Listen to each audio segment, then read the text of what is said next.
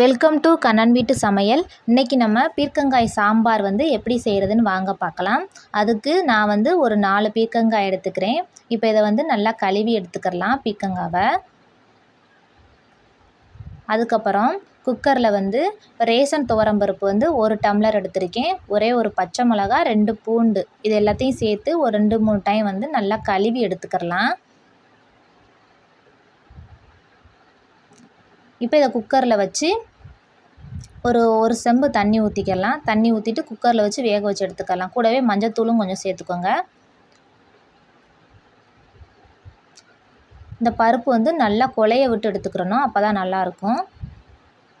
இப்போ இந்த குழம்பு செய்கிறதுக்கு அடுப்பு ஆன் பண்ணி ஒரு கடாய் வச்சு 1½ ஸ்பூன் அளவுக்கு எண்ணெய் சேர்த்துக்கலாம். எண்ணெய் நல்லா காஞ்சதும் கடுகு உளுந்து 1 ஸ்பூனுக்கு சேர்த்துக்கலாம். இது கூடவே கொஞ்சமாக வெந்தயம் சேர்த்துக்கலாம். 1/4 டீஸ்பூனுக்கு வெந்தயம் சேர்த்துக்கலாம். 1 ஸ்பூன் சின்ன சீரகம் சேர்த்துக்கலாம். மீடியம் சைஸ் பெரிய வெங்காயம் 2 வெங்காயம் பொடியாக கட் பண்ணி எடுத்து வச்சுருக்கேன். அதையும் சேர்த்துடலாம். சேர்த்துட்டு இதை நல்லா கலந்து விட்டுக்கிறலாம். வெங்காயம் ஒரு 1-2 நிமிஷம் வதங்கினா போதும். கொஞ்சமாக கருவேப்பிலை சேர்த்துக்கலாம். கருவேப்பிலை சேர்த்துட்டு ஒரே ஒரு பச்சை மிளகாய் பொடியாக கட் பண்ணி எடுத்து வச்சுருக்கேன். இந்த குழம்புக்கு இந்த மாதிரி செய்யும்போது நல்லாயிருக்கும். 2 தக்காளி கட் பண்ணி எடுத்து வச்சுருந்தேன், அதையும் இதில் சேர்த்துக்கலாம். பெரிய தக்காளியாக இருந்தால் 1 போதும், மீடியம் சைஸ் தக்காளியாக இருந்தால் 2 தக்காளி. இப்போ இந்த வெங்காயம் தக்காளி வேகிறதுக்கு கொஞ்சமாக உப்பு சேர்த்துக்கலாம். இப்போ வெங்காயம் தக்காளி ஓரளவுக்கு நல்லா வதங்கிடுச்சு. இப்போ கட் பண்ணி எடுத்து வச்சுருக்கிற பீர்க்கங்காயை சேர்த்துடலாம். பீர்க்கங்காய் சேர்த்துட்டு இதை ஒரு 2 கிண்டு கிண்டி விட்டுட்டு இப்போ இந்த பீர்க்கங்காவுக்கு தேவையான அளவு உப்பு சேர்த்து நல்லா கலந்துக்கிறலாம். ஏற்கனவே வெங்காயம் தக்காளிக்கு நம்ம உப்பு சேர்த்துருக்கோம். அதனால் பீர்க்கங்காய்க்கு கொஞ்சமாக உப்பு சேர்த்துக்கலாம். அப்போ தான் பீர்க்கங்காயில் உப்பு பிடிக்கும். இப்போ இந்த பீர்க்கங்காயிலே தண்ணி விட்டு வரும். இந்த மாதிரி தண்ணி விட்டு வரும்.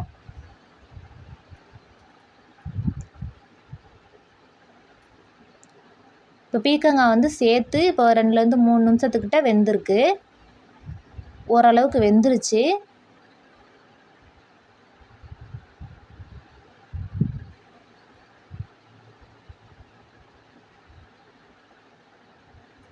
இப்போ நம்ம சாம்பார் தூள் சேர்த்துக்கிறலாம்.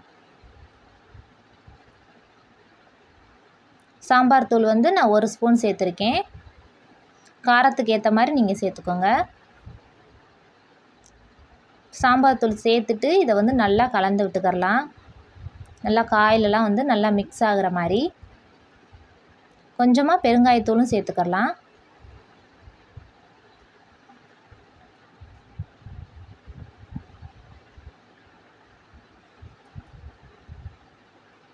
எல்லாமே சேர்த்துட்டு நல்லா கலந்து விட்டுட்டு ஒரு செம்பு அளவுக்கு தண்ணி ஊற்றிக்கிறலாம்.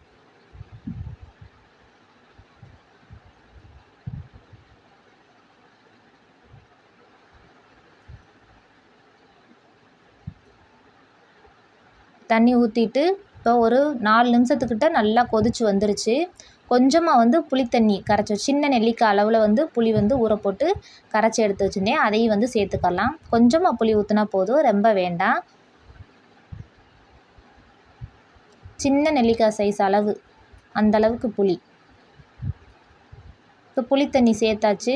சேர்த்துட்டு ஒரு 2 நிமிஷத்துக்கிட்ட கொதிக்கட்டும். இப்போ உப்பு எல்லாமே கரெக்டாக இருக்கான்னு பார்த்துட்டு பத்தலைன்னா நம்ம போட்டுக்கிறலாம். புளித்தண்ணி சேர்த்து ஒரு 2 நிமிஷத்துக்கிட்ட கொதிச்சிருச்சு. நம்ம ஏற்கனவே வேக வச்ச பருப்பு, துவரம் பருப்பு இதில் சேர்த்துடலாம். பருப்பு நல்லா குழைய விட்டுறணும், அப்போ தான் நல்லாயிருக்கும்.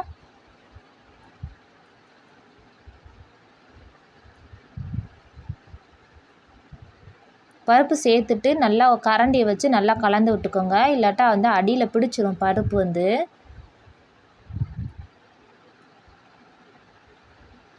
இந்த குழம்பு ரொம்பவும் தண்ணியாகவும் இல்லாமல் ரொம்ப கட்டியாகவும் இல்லாமல் வைக்கணும், அப்போ தான் நல்லாயிருக்கும்.